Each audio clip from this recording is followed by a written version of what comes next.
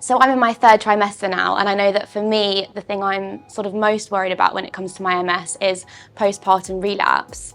Is there anything that I can do now to reduce my chances of a postpartum relapse? So I think postpartum relapses are a big worry for so many pregnant people with MS, and understandably so.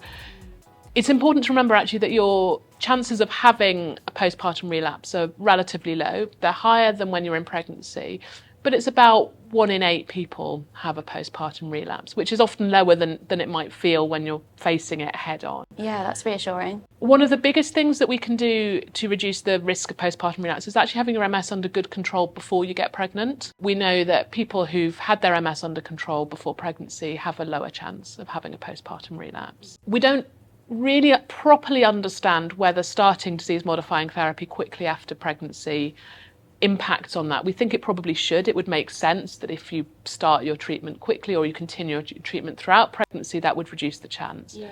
But we don't have really good evidence to show that. And it's really complicated to look at that because the people that do that are the people probably at highest risk of relapse. Yeah. If your risk of relapse is lower, if you've been, if your MS has been really well controlled, not on any treatment, then you're much less likely to start treatment. And so it's complicated, but it is one about talking about those plans early. And I think the other thing that I really advocate for actually is having the discussion about what if I have a relapse in that period whilst you're pregnant, so you've got a plan. Because sometimes there is reassurance in saying, okay, well, if this happens, there's not much that I can do about it. I've done everything that I can. I've either continued my treatment, made plans to start treatment soon. We've had discussions about breastfeeding, but if it happens, what do I do? And actually having that thought about and written down can actually be really powerful in terms of helping to work through some of those worries.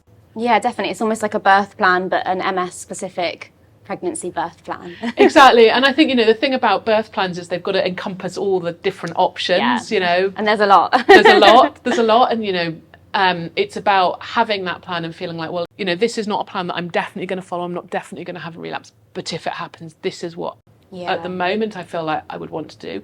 And you can always revisit and change that, including in the middle of a relapse. You can say, this is what I think the plan should be in the middle of a relapse. If you feel different, of course, you don't have to do that. But just almost having that can be reassuring in itself. Yeah, it gives you a little bit of control back to feel like you can manage whatever comes up.